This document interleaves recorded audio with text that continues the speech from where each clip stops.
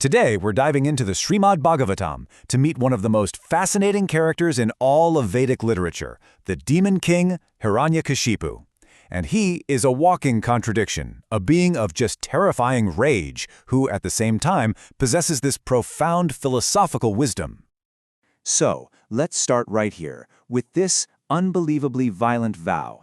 Hiranyakashipu isn't just saying he's angry, he's promising to literally decapitate the Supreme Lord, Vishnu, and use his blood to appease his dead brother. I mean, this is where our story begins, with this shocking, raw declaration of hatred. So what on earth could fuel this kind of cosmic rage?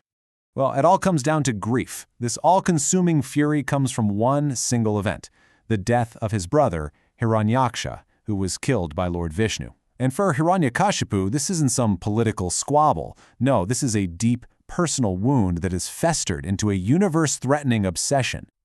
And what's so cool here is the imagery the text uses. It doesn't just say he was angry. It's so much more visceral. It describes him with eyes blazing so intensely they fill the sky with smoke. He's biting his lips, holding this massive trident, and calling all his top demon commanders for a war council. You can practically feel the heat of his anger coming right off the page. Okay, so he's furious. But here's the thing, this isn't just a blind rampage. Hiranyakashipu channels all that white-hot fury into a cold, calculated, and frankly, a terrifyingly brilliant strategy for total cosmic revenge. He's not just lashing out. Oh no, he has a plan. And his plan is basically a masterclass in demonic strategy. It's a two-pronged attack. First, he says, you go for the head. You assassinate Lord Vishnu, who he calls the root of all the demigods' power. But he's smart enough to know that's not enough. So, part two is to destroy the foundation. He knows the demigods get their power from the righteous culture and the sacrifices happening on Earth. So the plan is simple. Cut off the head, and then burn the supply lines. And look at how systematic this is. He gives his armies very specific orders. Go to Earth and cause total chaos. Burn everything down. But he's strategic. He says to target the brahmanas, the spiritual class, and the cows, which are the backbone of the entire Vedic culture. Destroy the schools, cut down the trees, and stop all the sacrifices. He's engineering a complete societal collapse just to get his revenge. So right after he lays out this blueprint for universal destruction, the whole scene just flips. Hiranyakashipu leaves his war council, turns his back on his public rage, and goes to have a private moment with his grieving family. And this brings us to the central puzzle of this whole story. How does a being who is so completely consumed by a personal body-based vendetta turn around and console his mother and his sister-in-law, who are weeping over the very same death? I mean, what could he possibly say to them? Incredibly, this is what he says. Totally calm, totally rational. He tells them not to be sad, because for a warrior, dying in battle is a glorious thing.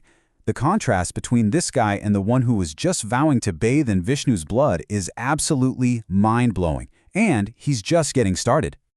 And get this, Hiranyakashipu, the king of the demons, then launches into this incredible lecture on the fundamental nature of reality. He starts explaining the core tenets of spiritual science to his family. He breaks it all down with this really powerful analogy. The body, he explains, is just temporary. It's like a house that's eventually going to fall apart. But the soul, the person living inside that house, is eternal. It can never be destroyed. He's essentially telling them, hey, you're all crying over an empty house, but the person who lived there is perfectly safe. Then he brings up the concept of samsara, which is basically the engine that drives all of our suffering. He explains that because we mistakenly think we are this temporary body, we get trapped in this endless cycle of birth and death, just moving from one body to the next, life after life, chasing happiness and running from distress. And to make these big ideas really click for them, he uses these amazing, simple analogies. He says a family is just like a group of travelers who meet for a little while at a rest stop before they all go their separate ways. And he says the soul only seems to be suffering, just like a tree's reflection seems to move and shake on agitated water when the tree itself is perfectly still. But he doesn't stop there. To really hammer this point home, Hiranyakashipu doesn't just state the philosophy, he tells a story. He brings up an ancient history to show just how foolish it is to grieve for the physical body. So the story is about this great king, Suyajna. When he gets killed in battle, His queens are just completely shattered. They surround his body, wailing and crying, and they refuse to let anyone perform the funeral rites. They're just clinging to the physical form, totally unable to let go. And what they say here, man, it just perfectly captures that intense material attachment. It's like their entire identity, their whole reason for being, died right along with their husband's body. They feel like without him, they're dead too.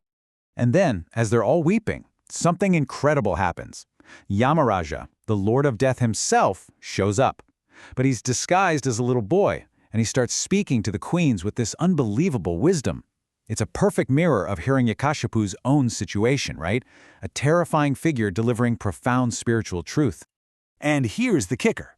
Yamaraja delivers this devastatingly logical punchline. He basically tells them, "You fools, the body of Suyajna that you've always known is still lying right here. It hasn't gone anywhere. You're crying because he doesn't hear you or answer you anymore. But that means the real person, the consciousness inside, was someone you never actually saw in the first place." What a brilliant way to expose the illusion. So after telling this whole story, Hiranyakashipu actually succeeds. He consoles his family. They get the philosophy and they stop grieving. But this just brings us right back to the central mind-bending paradox of the man himself. I mean, just look at this. On one hand, he preaches, "Do not lament for the body."